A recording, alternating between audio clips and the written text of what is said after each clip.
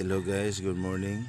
Dito na po uli si Goy TV. Meron akong i-share sa inyo guys na ito'y aking malaking aral po sa aking pagkumpuni ng aking Mio Sporty na motor. Yan po. Nung nakaraan kasi medyo nalilito yung isip ko kung ano talaga yung sira nito kasi nakita ko dito CDI talaga ang sira niya.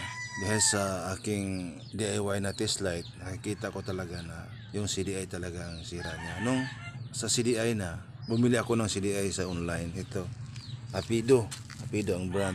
Tapos, sira ang kanyang CDI. Ito yung bali original niya sa Mio Sporty ko.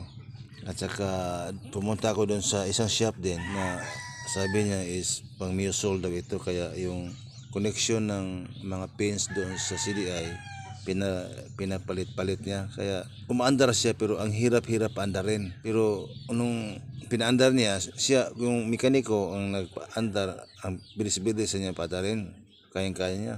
Tapos ako hindi, pagdating ko lang sa bahay, nakarating, yun lang ang andar. Pagdating ko sa bahay, hindi ko na napaandar hanggat hindi ako nakabili uli ng bagong CDI. Pumili ako uli ng bagong CDI. Yan, okay na yung motor ko. Tapos nung okay na ang motor ko, nag-andar na, nagtaka na rin ako kasi madaling malubat yung battery ko. Yung battery na yan, hanggang nasira siya. Ito, sira na to.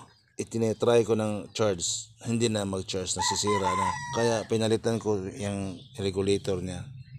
Bago ang regulator ng motor na yan, ng Mio Sporty ko. Pero mo, naka tatlong CDI, 4, napatino ko na ang andar ng Sporty ko, Mio. Kaya dumating na sa isip ko na ibibenta ko na to kahit 5,000 na lang kasi parang nalilito na ako kung ano talaga ang diferensya nito. Gusto ko na buksan yung stator niya, baka stator na ang sira. Pero ang last option ko talaga, stator na. Baka stator na talaga yung sira niya. Pero noong ikinabit ko na yung bagong battery, yan. May bago akong battery. Yan, bago na yan. Tapos yung bagong ano niya, CDI at saka regulator. Doon ko nakita ito guys na yun talaga ang sira niya. Tingnan natin guys. Oh.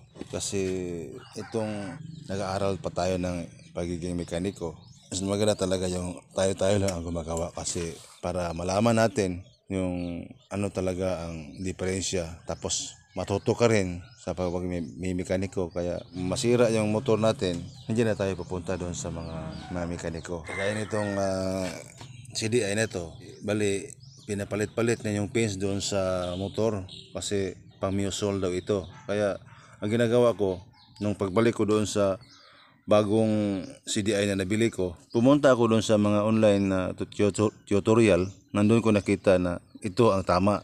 Nakakatulong din yung online guys. Nandun na lahat yung mga impormasyon sa online. Naandar na yung motor ko. Yan o. One click lang guys o.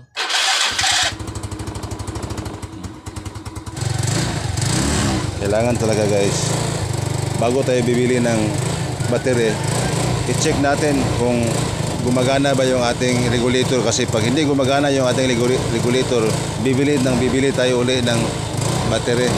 Kailangan talaga yung makita natin na okay yung regulator.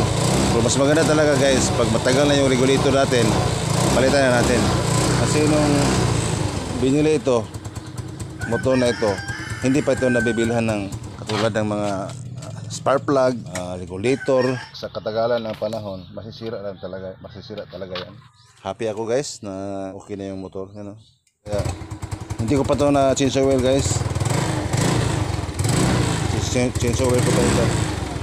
Pinag-isipan ko sana guys na ibibenta ko ito ng 5,000, kaya ngayon hindi ko na ibenta to. Alam ko na kung paano ayusin ito guys. Madali lang pala. Naka-4 na CDI ako nang matino na ang motor ko. Okay lang yun guys, basta nakita natin ngayon na maganda na maayos ng ating sasakyan, motor.